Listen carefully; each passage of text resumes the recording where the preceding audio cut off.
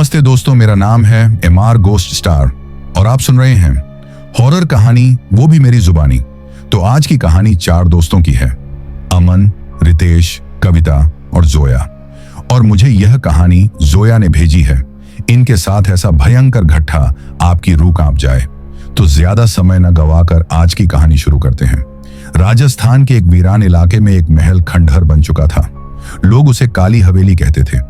कहते हैं वहां रात को अजीब और भयानक आवाजें आती थीं, जैसे कोई रो रहा हो, जंजीरें घिस रही हों या कोई किसी को खींच रहा हो। इस महल की असली कहानी कोई नहीं जानता था, पर गांव के बुजुर्गों के अनुसार उस महल में 100 साल पहले एक रानी जिंदा जला दी गई थी। कहते हैं कि उस दिन से रानी की आत्मा वहीं कैद है और वो हर 100 साल में किसी को अपने साथ ले जाती है। 4 दोस्त अमन, रितेश, कविता और जोया एक YouTube चैनल चलाते थे जिसमें वो डरावनी जगहों की खोज करते थे। एक दिन उन्हें काली हवेली की कहानी मिली और उन्होंने तय किया कि अगला शूट वहीं करेंगे। गांव वालों ने मना किया, खासकर एक बूढ़ी औरत ने चेतावनी दी, जिस दिन हवेली का दरवाजा अपने आप खुले समझ लेना कोई आत्मा किसी को लेने आई है। पर ये युवा जिद्दी थे। रात 12 बजे वो चारों उस हवेली में घुसे। महल अंदर से बड़ा मगर टूटा फूटा था। दीवारों पर पुराने समय की तस्वीरें थीं, राजा, रानी, सैनिक और एक लाल जोड़े में एक स्त्री जिसकी आंखों से खून टपक रहा था।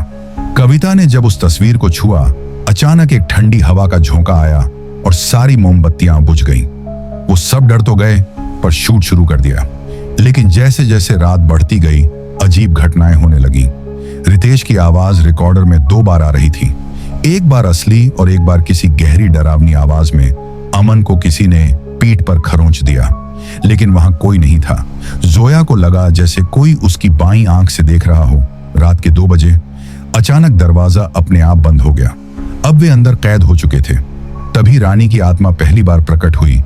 लाल जोड़ा, जलता हुआ चेहरा और वो आवाज, एक को मरना होगा तभी दरवाजा खुलेगा। वे समझ नहीं पाए कि क्या करें।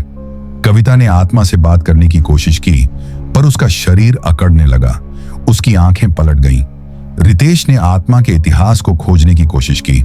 उसने एक पुरानी दीवार के पीछे एक दराज में रानी की डायरी पाई। उसमें लिखा था, मैंने अपने पति की साजिश से जिंदा जलाई गई। मेरा बदला अभी अधूरा है। जो मेरी मदद करेगा मैं उसे छोड़ दूंगी। डायरी पढ़ने के बाद सबको पता चला कि इस महल में राजा ने रानी को धोखा देकर मार दिया था, क्योंकि वो एक साधारण ब्राह्मण कन्या थी जिसे राज्य की रानी बनने का हक नहीं था। आत्मा को मुक्ति तभी मिल सकती थी जब कोई उसकी चिता के पास उसके नाम से दीप जलाए और न्याय मांगे। वे तीनों भागे चिता वाले कमरे की ओर, पर वहां कविता को आत्मा ने जकड़ लिया। अमन ने अपनी जान की बाजी लगाकर कविता को बचाया और खुद जलती चिता पर दीप जलाया, रानी की तस्वीर लेकर। आत्मा शांत होने लगी, मगर दरवाजा अब भी बंद था।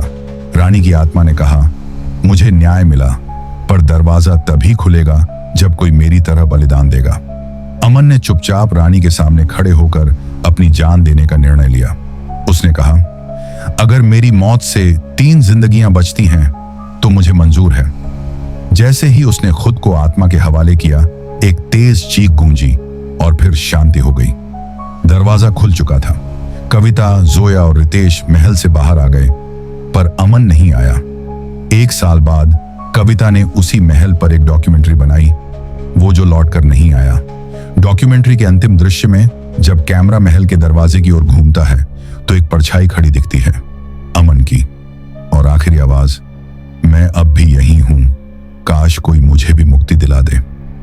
माना जाता है कि आज भी अमन की आत्मा वहां पर दिखाई देती है। तो आज की हमारी यह कहानी यहाँ समाप्त होती है। और ऐसे ही मजेदार हॉरर स्टोरी सुनने के लिए मेरी चैनल को सब्सक्राइब कर देना, जिससे मेरी ऐसी मजेदार स्टोरी आपके पास जल्दी पहुंचे।